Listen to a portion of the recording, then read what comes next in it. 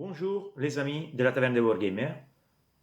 Aujourd'hui nous avançons avec notre série de vidéos comment prendre un Dark Angel. Nous avons vu comment faire l'armure et maintenant nous passons à la partie des icônes en couleur os, donc la partie l'aigle central et le petit symbole, la petite icône sur l'avant-bras de notre Dark Angel. Si vous avez loupé la première vidéo, je vous le mets dans les commentaires en descriptif. Commençons. Alors les amis, pour faire l'aigle, nous commençons avec une base de Wrightbone que nous allons appliquer sur l'aigle et sur les symboles ici. Ok? Les Wrightbone, c'est une couleur qui couvre assez bien. Donc, je pense qu'avec même avec une dilution du genre, donc vraiment pas beaucoup de dilution, mais pas les couleurs pleines, nous arriverons à bien couvrir la peinture. Si vous avez des difficultés ici, je vous conseille de tourner la figurine, l'appuyer presque dans votre main, ok, et partir du parti final des ailes et aller vers les centres.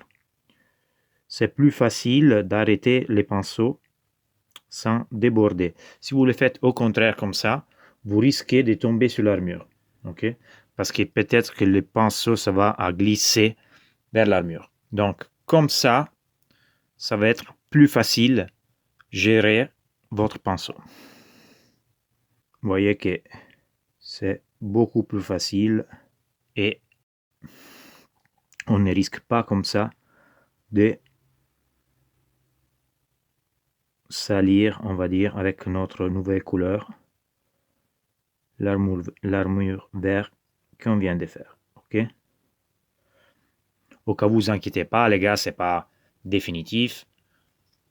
Si vous pouvez tromper un peu et vous débordez un peu, on peut toujours reprendre les couleurs avec du Caliban Green, corriger notre erreur, ok, et voilà.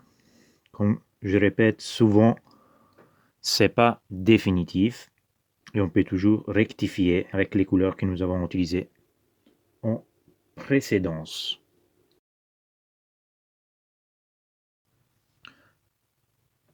Une fois que vous avez terminé, vous avez ce résultat.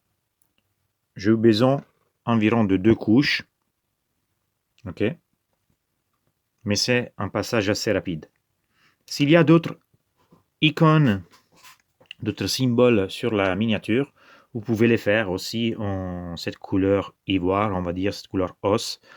Après, c'est à voir si vous voulez ajouter de l'or, etc. Mais bon, pour cet exemple, je fais ces deux parties avec les couleurs classiques de Dark Angel.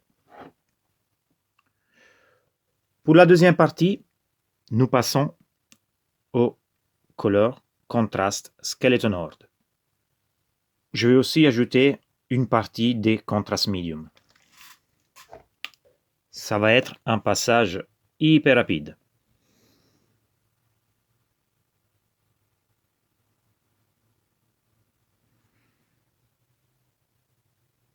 Même ici, vous pouvez faire les contraires. Donc, si vous avez des difficultés, vous ne voulez pas toucher l'armure, vous pouvez tout simplement commencer au contraire.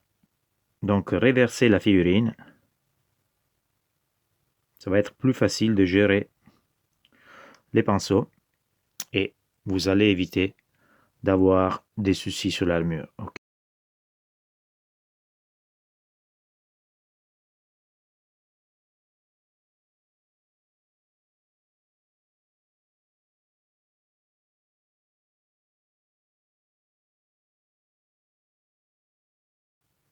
Personnellement, je n'utilise pas beaucoup les couleurs contrastes, mais ça, c'est une de peu de situations où j'utilise les couleurs contrastes. J'aime bien, ça aide vraiment à utiliser, à attendre un résultat plutôt efficace tout de suite au début.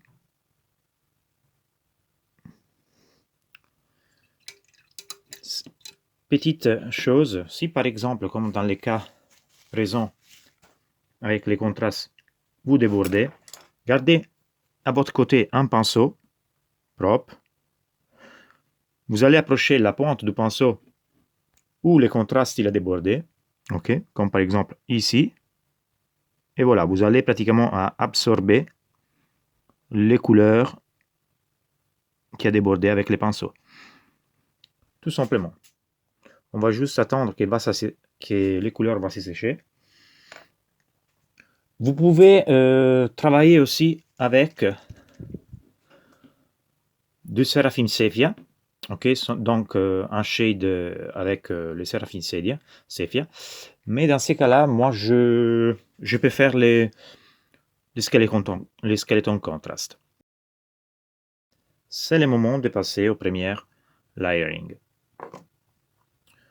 Tout simplement, on va appliquer de l'Ushap T-Bone. Ça sera cette intensité. Ok, donc c'est assez couvrante, pas pure. Et on va directement toucher toutes les parties qui sont en relief. Ok.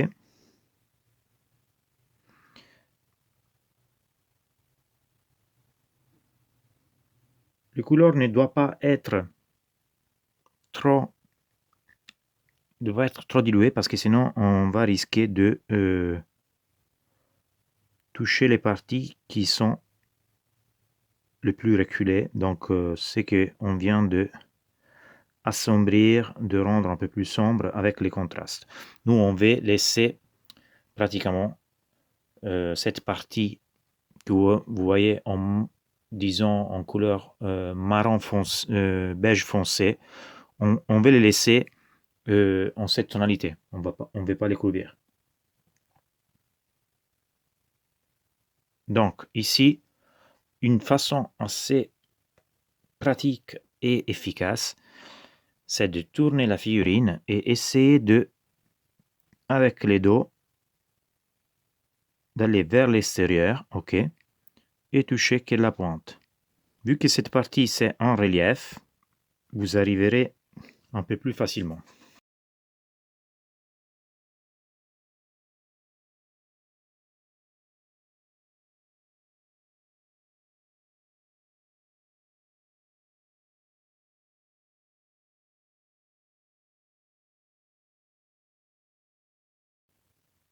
Cette procédure elle était assez rapide et nous pouvons passer à la prochaine. Pour les prochaines, les gars, je vais utiliser du Screaming Skull. Vous pouvez opter aussi pour une autre solution. Je vais vous montrer. Du Pallid Witch Flesh. Quelle est la différence? Le Screaming Skull contient toujours un peu, je dirais, un ton toujours un peu plus chaude. Ok. Il y a une sorte de tendance au jaune, bien sûr loin d'être jaune, mais voilà, c'est un beige chaude. Et les Pallid Witch Flesh, c'est un, on va dire, c'est pas un beige bien évidemment, mais on est toujours dans la tonalité des os, mais elle a une tonalité froide que je n'aime pas pour cette figurine, donc pour cette partie. Ok. Donc, c'est pour cette raison que j'ai choisi le Screaming Skull. Pour cette partie, je vais utiliser un pinceau avec une pointe assez petite. Ok, c'est en 000, 30. Ici, je vais essayer de toucher vraiment les pointes, les extrémités. Donc, c'est la même procédure qu'avant, mais en réduisant vraiment les zones d'impact. Ok. Malheureusement, avec cette lumière, très probablement, vous ne voyez pas la différence, mais je vous assure, je vais les mettre un peu plus foncé, qu'il y a une petite légère différence entre les Screaming Skull et le Ushap T-Bone. Je vais le mettre ici. Je vais essayer d'aller ici sur les parties, sur les pointes, disons. Je vais faire les bords supérieurs de l'aigle et je vais ici faire vraiment que les extrémités disons, des plumes.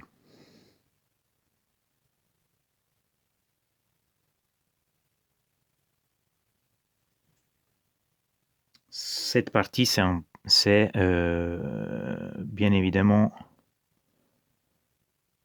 plus délicate, disons. Ok. Comme vous voyez, j'ai eu une petite imperfection.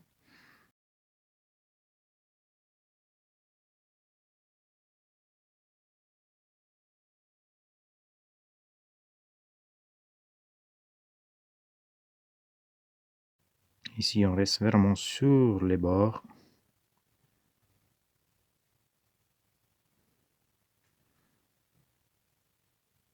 Voilà, on y est. Nous avons notre aigle et notre icône. Si vous voulez, vous pouvez pousser encore un petit plus. Je n'exagérerai pas sur cette partie, mais ce que vous voulez, ce que vous pouvez faire à ce point-là, vous pouvez reprendre un point du Brightbone qui est bien plus clair du skimiscal. Vous pouvez reprendre du Brightbone qui est bien plus clair du skimiscal, ok, et mettre une petite pointe par-ci par-là. Qu'est-ce que je veux dire par-ci par-là? Ça veut dire ici, je vais mettre une pointe ici sur la partie droite de l'aigle. Vous ne pouvez pas voir la différence parce que c'est quand même un petit détail, mais je vous assure que en réalité, on peut la voir ici, ici, et je vais la mettre même ici, sur la pointe supérieure. Ok? Voilà. Je vais insister un peu ici. Avec mon pinceau, je vais aussi ici reprendre là, le petit point ici.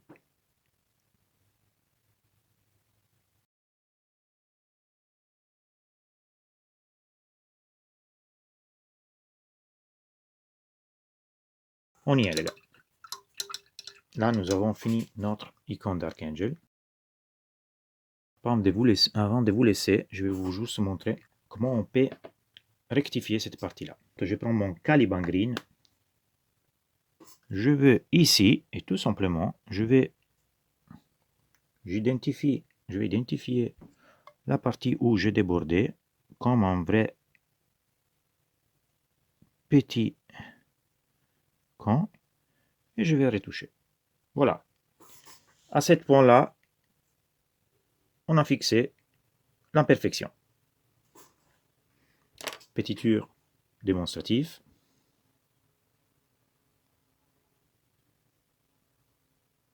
Alors les amis, c'était une vidéo plus rapide comparée au précédent. Je vous rappelle que ça, c'est une vidéo qui fait partie d'une série de vidéos qui nous portera à compléter la totalité de notre figurine d'Archangel. Dans les prochaines vidéos, nous allons voir comment faire les bolters en couleur classique rouge et les petites pochettes et étuis en cuir. Si vous avez aimé les vidéos, laissez un like et inscrivez-vous à la chaîne La Taverne des Wargamers pour avoir plus de contenus de genre et pour me soutenir. Merci et à la prochaine.